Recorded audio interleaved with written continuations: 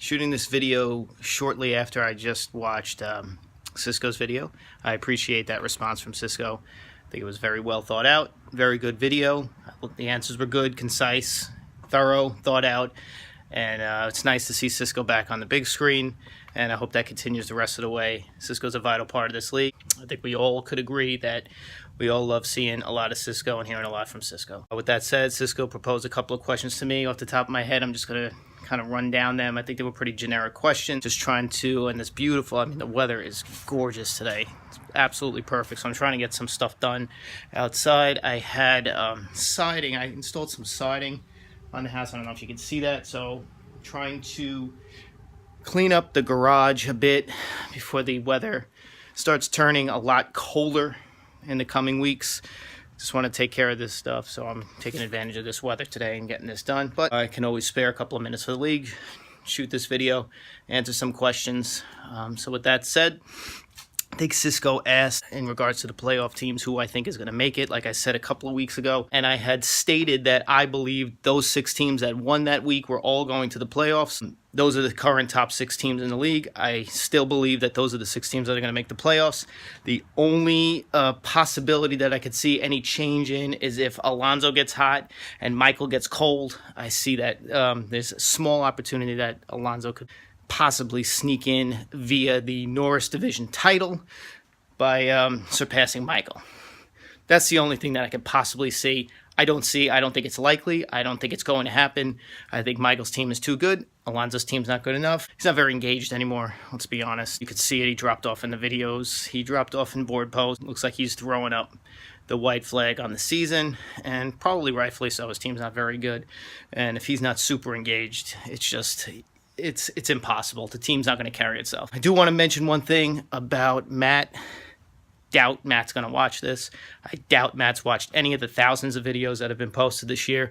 Remember years ago that he had mentioned when I used to interview him every day at lunch, and he was probably the most visible owner in the league for quite a while. His team wasn't very good, but I did force him in front of the camera a lot. And I know he didn't really like that, but we did like Matt. The personality was good.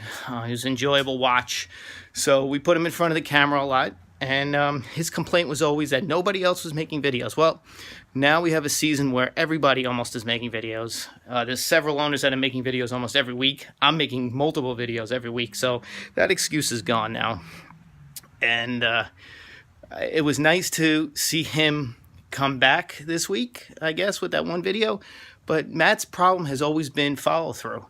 And we see it in his life. We see it in the league. He'll make statements, big grandiose statements that he's back and we're going to see a lot more of him. And then he disappears for weeks and months on end.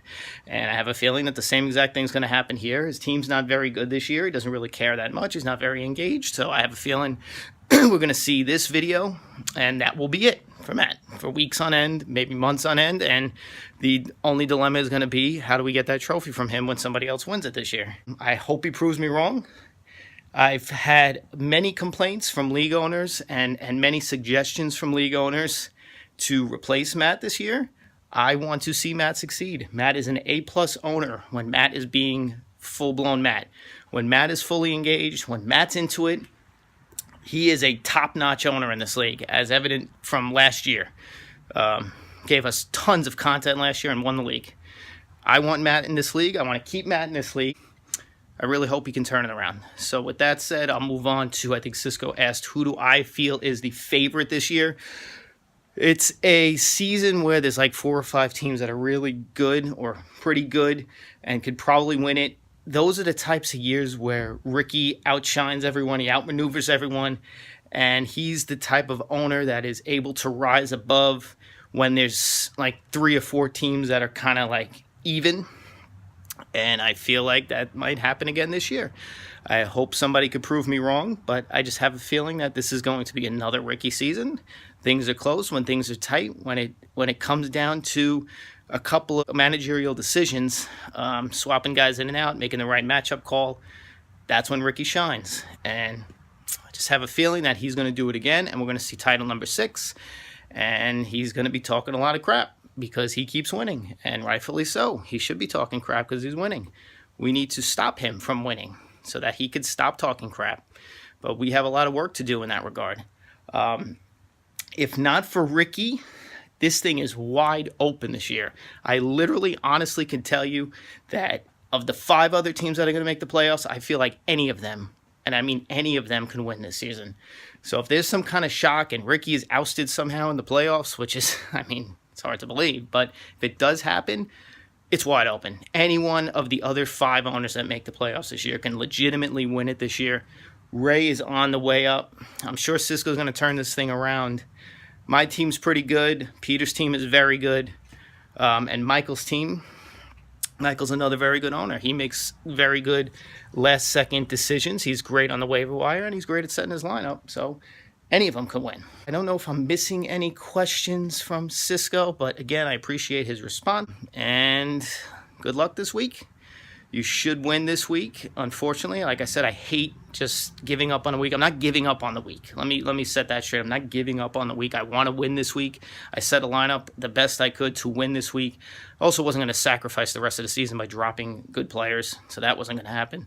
I tried to put myself in a position where if Cisco trips up and scores about 160 points or something, maybe I have a chance, but I don't even know if I'm going to break 150 this week.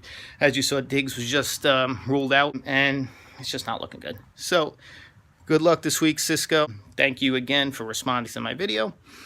And let's have a fun one this week. I'll see you on the boards.